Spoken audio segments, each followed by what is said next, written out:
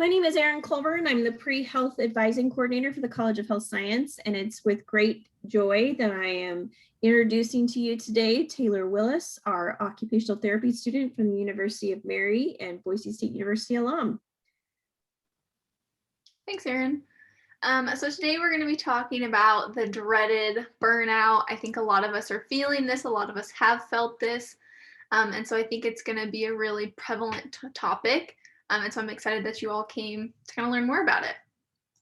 So before we get into it, this is really controversial. It's almost parallel to like politics. I get it. But does pineapple belong on pizza? What do you think? Yes, absolutely. Mm-hmm. No, don't put fruit on it. Why don't you throw a strawberry? I also vote no. Did you say strawberries on pizza? Yeah, it's the same thing. Can we all unite against no strawberries on pizza? I agree. Yes. Yes. No fruit at all on a Try pizza. Yeah, no, definitely not. Wow. I do not see the parallel between pineapple and strawberries. However, I respect it. Well, you're okay with putting pineapple on it, but you're not okay with putting strawberries on it. Yes. Okay. But like grilled pineapple on a burger, how's that? Are we yay or nay? I don't think I've ever had that. Oh my gosh. Teriyaki burger with a pineapple little circle. It's amazing. It sounds kind of good, honestly. It's Oh, amazing. so And so good. if you pull the same thing with pizza, it's like the exact same thing. Interesting. Well, I believe it does belong on pizza. I have a pineapple tattoo. I love pineapple, and so that is the right answer. But I'll let the other stay. I'll respect your opinions. And so, who are you, right? What is OT? And so, like Erin said, I'm a previous alum of Boise State, and I'm completing my doctorate in occupational therapy at the University of Mary. And so occupational therapy started in the early 1900s, and it was focused on providing therapeutic use of daily activities or occupations, hence occupational therapy, to promote health and meaningful participation in activities. And it was specifically focused on the mentally ill, as well as individuals with disabilities who were placed in institutions or imprisoned. And so that was kind of the start of it. It has evolved. It's become in a lot of different settings now. It can be in a lot of settings, but it did initially start within the mental health world. And so what is burnout? I think this is kind of a nice sum of the topic. And so it's a psychological syndrome that involves a prolonged response to chronic interpersonal stressors on the job, and feelings of being overextended and depleted of one's emotional and physical resources. And so with stressors on the job, I think that can be intertwined with stressors at school, right? Stressors at home. You can be feeling those things in a lot of different contexts. And so I use job a lot throughout this PowerPoint, but just kind of know that you can interchange that. And so feelings of being overextended and feeling like you just don't have the emotional or physical responses to adapt to that specific response. So that's kind of it summed up in a little kind of statement. So what are the causes? And so usually when we're kind of feeling that statement, there's a lack of control somewhere. And so you're feeling like you don't have control of your time. You're feeling like maybe you're not having control over your schedule. You're not having control over the assignments you're doing. That lack of control can make us feel really overwhelmed or overextended because we're just constantly trying to get under control. And so that can be a cause of burnout. Unclear job expectations. Sometimes with like the syllabus or some classes that aren't structured really well, I felt this, that it was disorganized, or I felt like I couldn't find things, and I wasn't sure what I was expected to do, and that can be really frustrating, and it can kind of make you feel unmotivated and different things that are associated with burnout. A dysfunctional workplace dynamic, and so again, that can be and within different contexts. But if you're just not fitting, right, you're not feeling comfortable, it's not a growth kind of area within your life, that dysfunctional dynamic can really be challenging on our emotional health. Extremes of activity. And so if you have like a really stressful semester, you have a lot on your plate time wise, you have a lot on your plate assignment wise, you have a lot on your plate at home, that just constant go, go, go, go can really contribute to it as well. And then lack of social support. And so that is a really common coping strategy for our emotional feelings. And so if we don't have that support, those things can start to snowball, right? And then it just keeps building on each other. And then work-life imbalance. And so there's an imbalance, right? We're not feeling like we're being productive, but we're also having time for ourselves. That can be a cause of these kind of feelings. And so now that we went through, whoa, too fast. Now that we went through kind of what causes it, what increases your risk to having burnout. And so similar with kind of the causes, you identify strongly with work and that you lack balance. And so you're like, I'm a pre-med student, or I am this type of student, and I am just I'm gonna put everything that's on the checklist, right? And I'm just gonna do it constantly, but you're having a really hard time managing that.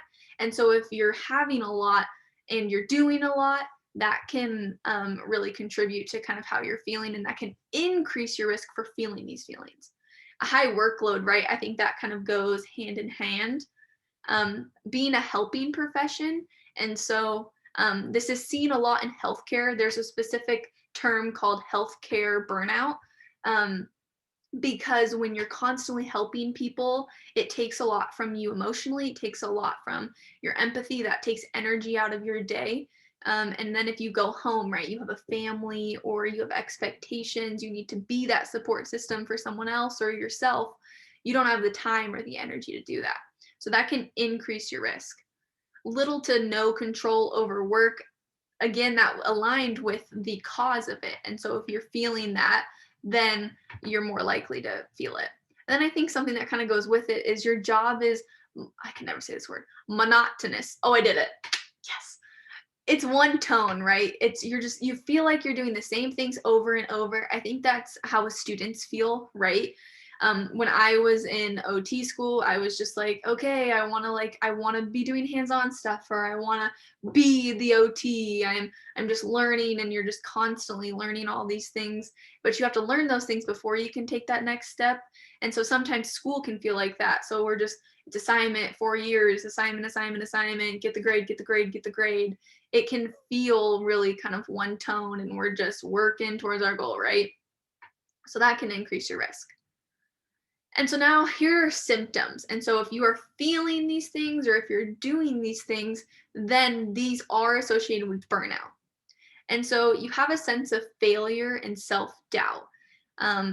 This kind of aligns with like feeling helpless, trapped, and feeling really defeated. And so you're having that negative outlook. Nothing is going right. Everything is going wrong. You're catastrophizing everything. It's the end of the world. Oh my gosh. That constant feeling is associated with burnout. You're starting to detach, and so you're feeling alone. You're isolating yourself, and so you're moving away from your support system. You're moving away from your coping strategies for those stressors, and you're starting to kind of isolate yourself. You have a loss of motivation. I think that's the most common one, right? When you think of burnout, you're like, I have no motivation. I cannot go on, right? That is that like classic burnout symptom that I think a lot of us know. Like I said, an increased like cynical or negative outlook. You're just not really satisfied, and you don't really have a sense of accomplishment. And so even those things, like you got an A on that test, you did really well on that lab report, that just doesn't really strike you, and it doesn't really affect your mood. And then activities that you used to enjoy are no longer fun, right? You're not enjoying those things, and you're not seeking out those things, which kind of goes with isolation. So then some of the physical symptoms, you're feeling drained. And so this is like an increase in fatigue. And so it's more than just like, I'm tired. It's like all day, you just don't have the energy. And I think some days are like that, right? It's Monday. So like Mondays might be that day where you're just drained the whole day. But this is so if you're feeling drained like 7 days a week, no matter how much you sleep, that can kind of be a symptom of it. Lowered immunity. Last week we talked about sleep and how sleep is really crucial for our body processes, including our immunity response. And so that kind of links with the change in appetite and sleep habits. So we need to sleep to ensure that we are getting the proper immunity response within our body so that we can fight different illnesses. And if we don't, right, we're not sleeping as much, we're feeling increased stress, we're having a less immunity response, we're going to have more frequent illnesses. So frequent headaches and muscle pain are common with this. And maladaptive coping strategies. That's a big fancy word for negative coping strategies. And so maybe using substances, maybe using like emotional eating, those things are not a positive coping strategies. They're in the kind of more negative or maladaptive, as we call it. So we went through the symptoms, right? What are you feeling? We went through the risk factors. And so that's what increases your risk for it. So if you're feeling those feelings, you're more prone to it. And then what causes it? And so with that, what are the consequences? And so if you're feeling these burnout symptoms, you're feeling these feelings, what are the extra consequences on top of just feeling that? It's increased stress, right? So it's our body's response to stress. Then we hike it up to where those high levels of stress only negatively affect our health and our body. We talked about that in like our first workshop. And so you're just going to feel more stress, which is not what we want, right? We want to feel less stress. And so this would just increase it. You're going to feel that increased fatigue, like we talked about, insomnia, our ability that we're just not sleeping. We're not getting quality of sleep. We're not falling asleep. An increase in sadness, anger, irritability. Our mood is just off. That can also be linked to sleep. Alcohol or substance misuse, heart disease, high blood pressure, type 2 diabetes, your vulnerability to illness, that's all linked to they're all linked to stress, right? And so if we're increasing our stress and we're feeling those prolonged symptoms, then we are going to be more likely to those bodily functions of heart disease and things like that. And so I think a really important distinction is to distinguish between stress and burnout. They are different. And so for stress, it's characterized by over-engagement, right? You're doing a whole bunch, you're feeling really overwhelmed from that. But burnout is characterized by disengagement. And so rather than you're still doing all your assignments, you're still getting A's, burnout is you're isolating yourself and you're kind of just turning off and you're not really participating. For stress, your emotions are overactive and it produces kind of urgency or hyperactivity, which is the over engagement. But for burnout, your emotions are blunted or dull and it produces those feelings of helplessness and hopelessness. With stress, you have a loss of energy, which can lead to anxiety symptoms, and the primary damage is physical, right? When we have stress, our body starts to feel those kind of physical stressors. We have tense muscles, things like that. But for burnout, it leads to detachment symptoms, which also can lead to depressive symptoms. And then the primary damage is emotional. And so it's much more emotional based than physical based, which is how you're getting that helplessness, your hopelessness. It's not influencing our activity, it's actually just isolating ourselves, if that kind of makes sense. And so I like this. What are your peers saying? I think it's interesting to see how other people are feeling. And so the first two are from a survey that I completed on pre-professional students in the beginning of this semester. And so 65.9% of students reported experiencing symptoms of burnout. And so I believe the question was, I no longer enjoy the things I used to enjoy. And so 95.9% of them put always or somewhat. So that's a really high number. And I think a lot of things contribute to it, right? It's just a burnout symptom. I'm not saying you have burnout, but you can have these symptoms which increase your risk for it. And then in the middle, 26.7% of students report fatigue, limiting time for their out of class hobbies. And so this increased fatigue, this lack of energy is actually affecting them, and they're not being able to participate in those hobbies, which can be coping strategies to counteract the effects of burnout, which is pretty interesting. And then this last one was completed by the National College Health Assessment, maybe the association, but it's the assessment. And it says that 80% of college students reported feeling overwhelmed, while about 40% felt that it was difficult to function. And so the overwhelmed can kind of be linked to increase in stress. However, the 40%, that difficulty to function, that aligns a lot more with burnout. And so across the country, about 40% of students are feeling that. And I believe this was completed in 2020, right? So prime COVID time, it just was an overwhelming year. And I think people were feeling the effects of that. And so now we're going to take a self-assessment. I'm going to put the link in the chat if I can pull it up. And it's about, I think, like 15 questions. And then below it, it has how you score and how that pertain and what that score means, right? What do those numbers associate with?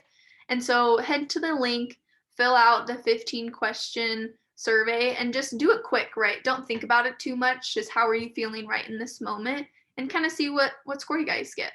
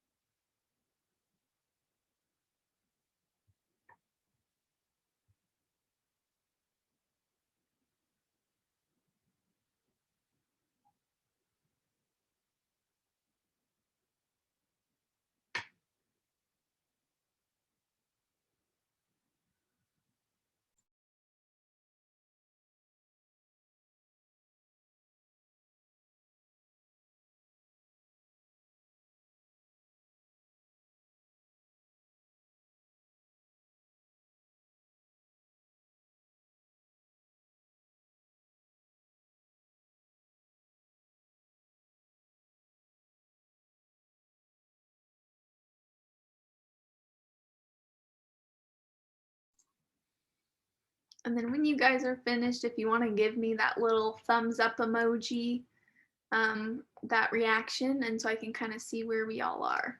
Okay.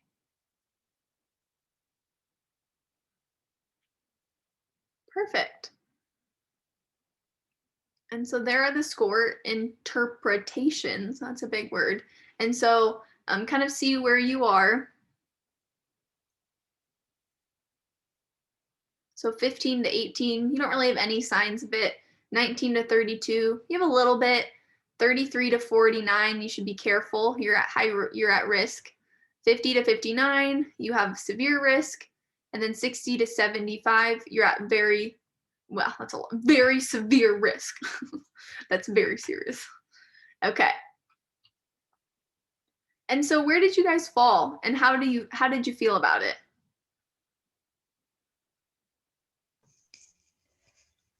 I got 33. So I think it was like I'm almost there, but it's not severe yet. Mm-hmm. I think this fits pretty well because like I do have a hectic schedule, but I think in ways I am good at just giving myself time and dealing with not letting myself feel burnt out as much. But I think like that is pretty good like number or score for like my level of burnout. Yeah, kind of right in the middle. You kind of feel those stressors, but you also feel like you're coping with them pretty well. And so that kind of makes sense to kind of land there. Thanks for sharing. I got a 40, which I think is probably about right. But I'm working on it, so we're getting there. I think a lot of my stressors are like self-imposed. I always sort of hype up how long things are going to take and how difficult they're going to be. So I have this really terrible image of what an assignment or any other thing is going to actually like be like. And then I just procrastinate it until the last minute. So I feel like crap the whole time. And then right at the last minute, I sprint through it and I'm like, oh, that wasn't bad. Why did I make that seem so terrible? And so, yeah, now that I know that I do that, I'm kind of like learning to not do that anymore. So, Yeah. That's a great deal of self-awareness that that's a pattern for yourself and that you are working on it and it can contribute to this. And so understanding what contributes to those extra stressors or these symptoms of burnout can help you to better manage them. And so I appreciate that you have a lot of awareness of that. It's really awesome. Thanks for sharing. yeah, for sure. I thought it was really interesting as we were answering the questions, like I felt like I was answering like I had this superimposed like idea that like I was answering them in a way that like it was going to show I was no burnout, Yeah. like just the way I was answering them. But then when the score came back, it was I needed to be careful, like that I was. So I got a 35. So Okay. So it was like right there in the middle. Yeah. And so it was interesting to, as I was feeling the answers out, I was kind of like, oh, I'm not that bad. And then I'm like, oh, still says I'm kind of mediocre. Right. So yeah, they build on each other. They're little building blocks and they can creep up and it really increase your risk.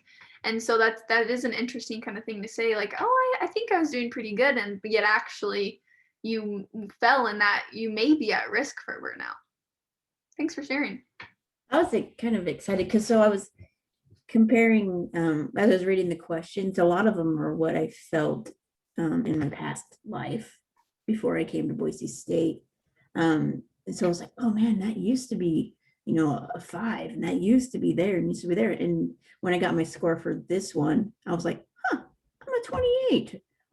I'm doing okay. I have a little bit of burnout, but not really. I am doing all right. It was awesome. Yeah. I think that's an interesting distinction to kind of compare your contexts and compare your environments, right? One environment may evoke a lot more stressors. It's just not a good fit. You're feeling those extra feelings, right? But now that you are in a better environment and one that kind of fits you more, it may be more positive. You've not much of a workload, or you may have more control of said workload. It's improving, and that does contribute to kind of how you're feeling with burnout. So thanks for sharing. The workload's still there. Don't. I know. I've been hanging out with Shannon and Aaron for a while. They have quite the workload. So I do. There, but we manage it really well, I think. And yes, it's just been great. So.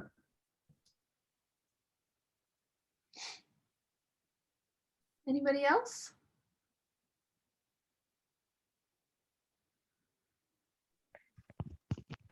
I would say that my score was a 47.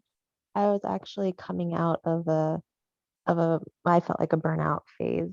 So I'm kind of learning right now kind of how to not have maladaptive coping strategies like what you said, and I'm kind of feeling like I'm kind of getting back in the game, so to speak, a little bit, Yeah. And this has probably been one of my harder semesters. I've gotten involved in a few things that I've never really had any experience with before, but it's good. It's growing me and it's stretching me. And so I'm learning how to cope appropriately and not just turn to things that are, like you said, like bad eating patterns or, unhealthy habits that ultimately end up hurting you more in the end, and Yeah. causing more stress. So Wow, that's awesome. Yeah, thanks for sharing. I appreciate that, and I think we do go in waves. We do have kind of some semesters where we may have more burnout when we load ourselves, but that semester is how we grow. That semester is how we learn. And it just takes an active step in moving forward and understanding how can I be better, right? And how can I maybe treat myself better? So I love that response. Thanks. mhm.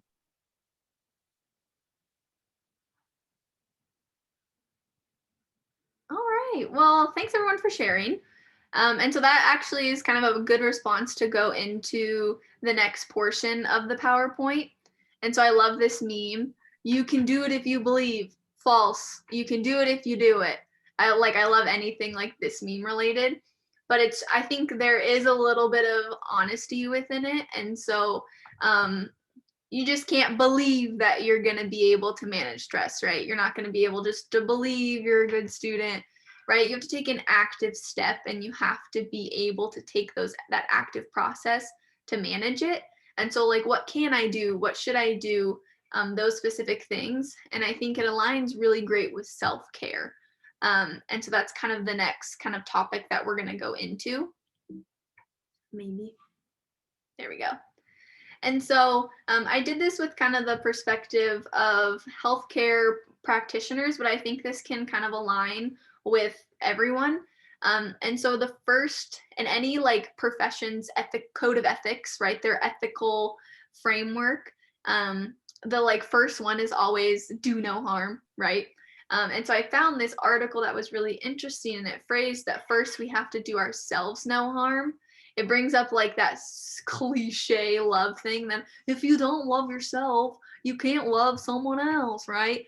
But I think this one is really applicable, is that we have to make sure that we're emotionally okay, we're emotionally stable, right? I think some of us have those emotional days where the world is ending, and that's okay. But first, we have to make sure that we're not doing more harm to ourselves. And so what does that entail? I think self-compassion is a big one. Kind of like Dalton said, sometimes it's self-imposed, or like we're self-critics, and that can actually increase our stress, right? If we're just constantly feeling anxious, or those symptoms, or those kind of light feelings of anxiety, and we're constantly criticizing ourselves, we're not feeling good enough, we're having that negative output, that just leads to burnout, right? It increases our risk. It increases our risk for stress. And so if we have more self-compassion and we don't take life so seriously, right, we can kind of ensure that we're getting the self-care that we need. And then work-life balance. That's challenging. We did a workshop on kind of time management and our ability to manage not only assignments, but be able to manage our entire day. That includes you getting ready. It includes your coping strategies. It includes just those extra things that maybe you don't think about. You think, oh, I got to manage school, and then once I get home, it doesn't matter. But no, you got to manage leisure, right? Social participation, play. Are we getting those occupations in our day that contribute to our ability to manage our stress? Most of us aren't. And so kind of understanding that work-life balance and where we can have more life than work. And then our organizational issues, I think that comes with work-life balance. Being able to manage our day, being able to make sure that we're setting time away for self-care more than just once a week, right? If maybe all we need is once a week, but kind of understanding how much I need and when I need it can really benefit our ability to complete self-care. I like this graphic. I think it's like all the cliche, different things you can do, but I think these little things add up. And I actually do think it's kind of interesting. And so it's like forgiving yourself. That kind of aligns with self-compassion, right? Taking a step back, asking for help, spending time alone. That's my favorite. I lived in a studio apartment alone for OT school, and I loved it. People were like, oh, don't you want roommates? And I was like, no, I had to talk with people all day long, 8 to 5. I went to a job where I did front desk, so I had to say hello to people from like 6 to 10, and I would go home and I wouldn't have to talk to anybody, and I loved it. And so like some people are like that, and spending time alone, that allows those kind of relaxations to set in. And so if you're a mini introvert like me, I definitely appreciate spending time alone. That can also be putting yourself first, right? Recognizing what you need, asking for what you need, setting boundaries, staying at home, right? Maybe saying no and not choosing to do some activities that are just adding to that kind of troubling work-life balance. And so there are ways to improve self-care, right? I think some of us you can kind of think and see, maybe I'm not participating in as much as I hope to, or maybe I'm not participating in it in the level that I think I should be participating in. These are kind of some things that you can do, right? And so accepting the things you can't change. You can't change how many credits you're taking to graduate. You can't change the workload that the class is going to do. You can't change what your professor is going to give you on your 5th answer on the test, and you thought you did it right, but you didn't, and you're just mad, right? You can't change that. And so accepting the things you can't change, I think, releases some of that need to have control. I don't think it necessarily makes you feel a lack of control, but if you can't change it, don't let your body contain that kind of anger or that fear, whatever emotion is associated with like what you can't change. Let it go, because you can't influence it, right? And so this also goes with increasing awareness within your own emotions. And so how am I feeling? How am I feeling in this moment? How am I feeling this week, right? Is this week more stressful? Is this week not as bad? And then also doing that within challenging situations. I think that's a big thing. How can I grow from this? How can I be better? How can I be a better person?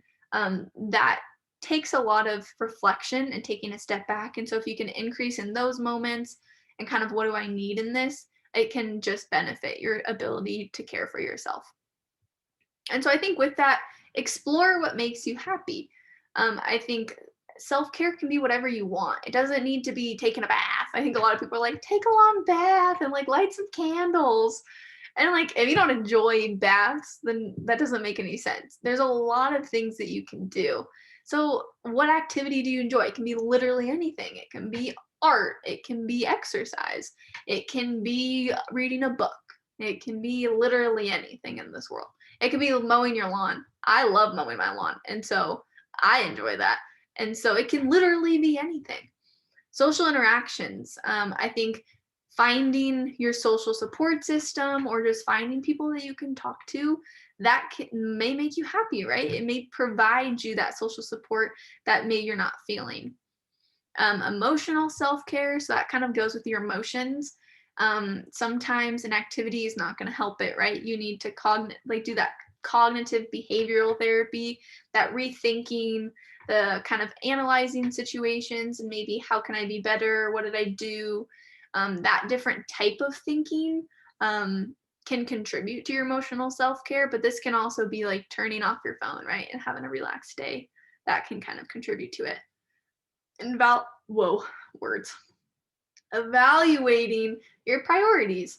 And so if you're just constantly school, that's not very fun, right? That's not contributing to yourself, unless you love school. I mean, there's some people who literally love school so much.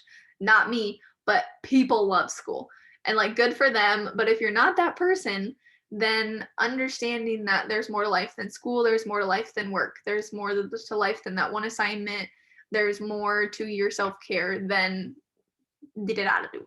So kind of evaluating your priorities and kind of understanding what is important to you, and self-care should be at the top of that list.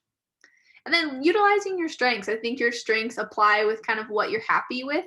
And so if you like people, then social interactions is going to be a really great self-care option. If you're a doer, or you're like sitting at a desk, I think like my capstone project, I'm sitting down a lot more than I did in my like field works, my clinicals, where I'm walking around more. And so I can't sit still. And so I want to be moving. And so I do that in all of my breaks and I think it really contributes to my self-care. Kind of finding those different things can be really beneficial. And so with all that being said, when you guys are feeling unmotivated or overwhelmed, kind of like what's your go-to activity? What is your coping strategy?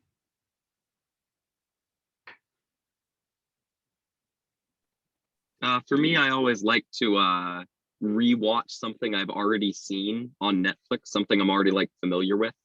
So for a while, I would use The Office or Parks and Rec, and now I use Community because they got rid of The Office. And yeah, just something that's like familiar and that I like a lot is like a really good way for me to de-stress really quickly. I like that. Awesome.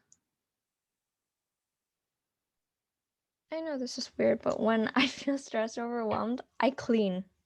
And that's just like very therapeutic to me, and it makes me less stressed. But then other than that, I just like to surround myself with family and friends. That's also something I do to make me feel more motivated in a way. What a useful coping strategy. Oh my gosh. I'm Yeah. the opposite. My room's a mess. Wow, I'm impressed. Go, Jennifer. I love that one. Shannon put in the chat that she does laundry. That too. What? Laundry's like laundry dishes. Last thing on my list. You guys. The smell and the warmth of laundry when it comes out of the dryer is just Wow. relaxing. But like, so I do clean too, but I like to, when I'm feeling stressed or overwhelmed, I like to sit down and watch The Simpsons or some other cartoon thing because I'm in books. And or walking my dogs is huge for me. Awesome. Thanks for sharing. I think one thing for me, this might sound a little bit weird, but I almost kind of like to people watch. So like I like to go get a cup of coffee and just sit out where it's kind of more busy in public, because to me it kind of is nice that I can, not like in a creepy way, but you just kind of get to feel like you are a part, you're engaged in something that's, like you say, not school related at all, and kind of reminds you that there's other people out here with other lives. Like, I may feel like my universe is ending, but mine isn't the only universe out there, and I feel like it kind of grounds me a little bit. And I'm like, okay, there are people out here who are stressed, or that person's racing to their car, or, and so it just kind of grounds me, and it makes me feel not so alone. You know what I mean? Yeah. Obviously not doing this as much during COVID time, but that's what I like to do before. Wow, I don't think I ever thought of that as a coping strategy, but I think I saw a lot of nodding heads. And so I think a lot of people agree. And so I think that is an awesome coping strategy. Thanks for sharing.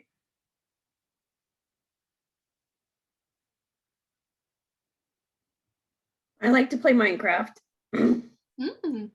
I'm like in the process of building my dream home in Minecraft because I can't have my dream home right now. So like, and don't get me wrong, I like my house, but so in the wee hours of the night after my kids have all gone to bed, I'm playing. I'm building it. It's coming together. Awesome.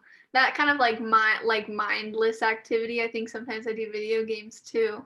Is that you don't have to turn on your brain, right? You don't have to constantly do that. It's just a soothing activity that you enjoy.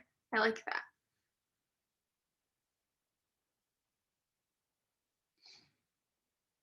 Anybody else?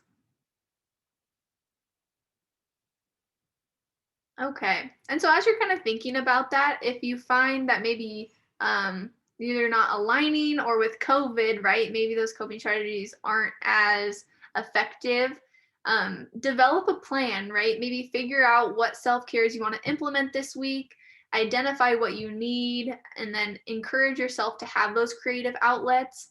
Get what you need emotionally, physically, give yourself what that care, and then increase your positive emotions within it and just take care of yourselves, right? And so I think making that plan, kind of taking that active step, and making sure that this week you have those outlets can contribute to those symptoms. And so to kind of end it, I found this really cool video that kind of links like burnout and time management with productivity, which I think is really just prevalent in our society. And I thought it was just kind of really interesting. And so I'll play this. Let me know if it's loud enough. I may turn it up a little. I've got a lot to look up to. Mom was worried about my growth, so she gave me Pediasure. My doctor said Okay. it's got protein, Thanks for the thumbs up. vitamins and minerals, and antioxidants for immune support. And I love it. Pediasure, nutrition for growth and immune support.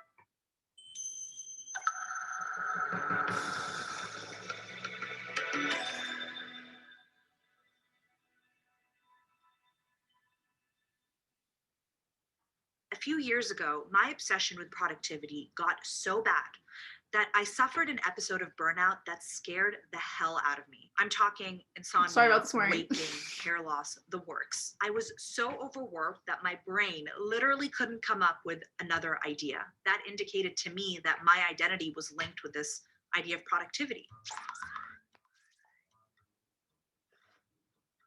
Do you feel guilty if you haven't been productive enough during the day? Do you spend hours reading productivity hacks, trying new frameworks, and testing new apps to get even more done? I've tried them all. Task apps, calendar apps, time management apps, things that are meant to manage your day. We've been so obsessed with doing more that we've missed the most important thing. Many of these tools aren't helping.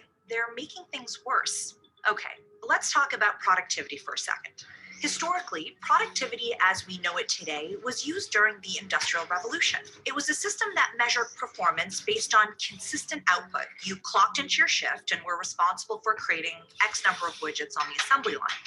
At the end of the day, it was pretty easy to see who worked hard and who hadn't. When we shifted to a knowledge economy, people suddenly had tasks that were much more abstract, things like writing, problem solving, or strategizing, tasks that weren't easy to measure. Companies struggled to figure out how to tell who was working and who wasn't, so they just adopted the old systems as best as they could, leading to things like the dreaded timesheet, where everyone is under pressure to justify how they spend every second of their day. There's just one problem. These systems don't make a lot of sense for creative work. We still think of productivity as an endurance sport. We try to churn out as many blog posts, or we cram our day full of meetings. But this model of constant output isn't conducive to creative thought. Today, knowledge workers are facing a big challenge. We're expected to be constantly productive and creative in equal measure, but it's actually almost impossible for our brains to continuously generate new ideas with no rest. In fact, downtime is a necessity for our brain to recover and to operate properly. Consider that according to a team of researchers from the University of Southern California, letting our minds wander is an essential mental state that helps us develop our identity, process social interactions, and it even influences our internal moral compass. Our need for a break flies in the face of our cultural narrative about hustling. In other words, the stories that we as a society tell each other about what success looks like and what it takes to get there. Stories like the American dream, which is one of our most deeply rooted beliefs. This tells us that if we work hard, we'll be successful. But there's a flip side. If you aren't successful, it must mean that you're not working hard enough. And if you don't think you're doing enough, of course you're going to stay late, pull all-nighters, and push yourself hard, even when you know better. Productivity has wrapped itself up in our self-worth so that it's almost impossible for us to allow ourselves to stop working. The average US employee only takes half of their allocated paid vacation leave, further proving that even if we have the option to take a break, we don't. To be clear, I don't think that productivity or trying to improve our performance is bad. I'm just saying that the current models we're using to measure our creative work don't make sense. We need systems that work with our creativity and not against it. There is no quick fix for this problem. And I know, that sucks. No one loves a good framework or a good acronym better than me. But the truth is, everyone has their own narratives that they have to uncover. It wasn't until I started digging around my own beliefs around work that I began to unravel the root of my own work story, finally being able to let go of destructive behaviors and make positive, long-lasting changes. And the only way to do that is by asking yourself some hard questions. Does being busy make you feel valuable? Who do you hold up as an example of success? Where did your ideas of work ethic come from?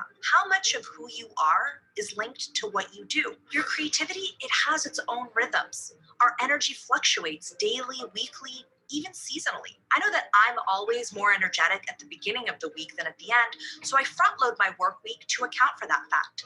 As a proud night owl, I free up my afternoons and evenings for creative work, and I know I'll get more writing done in the cozy winter months than during the summer. And that's the secret. Dismantling myths, challenging your old views, identifying your narratives. This is the real work that we need to be doing. We aren't machines, and I think it's time that we stop working like one. Bum, bum, bum. I thought what you said was super. I think a lot of us can relate to it, right? And I think as we finish out school and we're maybe going into professional careers or into professional schools, if we want to go to graduate school, understanding that and recognizing that, I think can be really powerful. So I hope you guys liked that video too. And so that's all that I had for you all. Does anybody have any questions?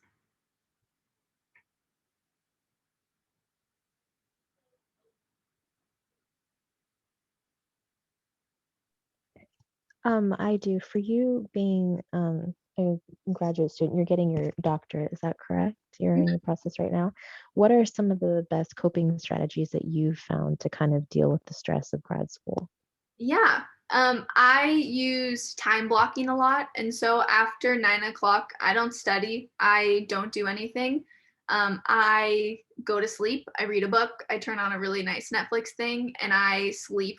I don't stay up past 11. And so I kept a really consistent schedule. And so, I mean, with grad school and I think with professional school, you have to study. And it also depends kind of what grad school program you're going into. But specifically for like pre-professional health students, you have to study, right? You have to know the topics. And so I drew a line in the sand. I wasn't going to make it my life, but I wanted to ensure that I did other things. So I worked at a gym, so I got a free gym membership. So I did workout classes. I did a dance class. And so I did things that I enjoyed, right? It was this dance class with like 80-year-old women, and I loved it. They asked me every day about my week. They would constantly say like, oh, hello, Taylor. Like, we're so happy you're here, and all these things. That just brought me joy, right? And so I incorporated the things I loved. I incorporated things I enjoyed. I put myself out there. I still did new things, but I made sure that I made my schedule set to where I was still being a successful student. I was still being a successful employee, but I was doing the things that I loved too. Thank you.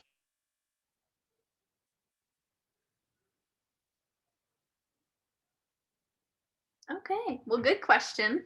I have a little feedback form. It takes like a minute to take. So I'm going to take this link from here and then I'm going to put it in the chat. And so if you have time, definitely please fill it out. It just helps me out a lot. Hopefully it works. I always grab the wrong link. I think I did, this one should be right. So I should be okay. And with that being said, if you want to talk more about mental health, or you want to talk more about burnout specifically, or just the profession of occupational therapy, since every profession probably will interact with it, I put my email on there. So definitely give me an email. You can also email Erin Colburn, and we can set up a kind of a one-on-one meeting and we can talk more about it, or we can kind of do different things if you're interested. And so that's on there for you. But that's all that I had for you guys. I really appreciate you coming. And within the next few weeks, we're going to do kind of a 5 days of kind of these mental health topics. So we're going to be talking about stress again, burnout, and it's through an email form. And so you may see some marketing for that. It's kind of an opt-in. So you can opt in to receive those emails and just have activities or take that active challenge to kind of make sure that you're managing your stress and you're finding new coping strategies, or you're doing new activities that you haven't done before. And so definitely look out for that. I'm kind of creating that right now, but it will come out, I think we said kind of the the week before spring break, or kind of like within the first week of April, if I'm correct. Correct. Okay. And so look out for that. But that's all that I had for you guys. So if you don't have any questions, enjoy your Monday, and thanks for coming. Thanks, Taylor. Thank you. Thanks, Dalton. Thanks, Gabriella.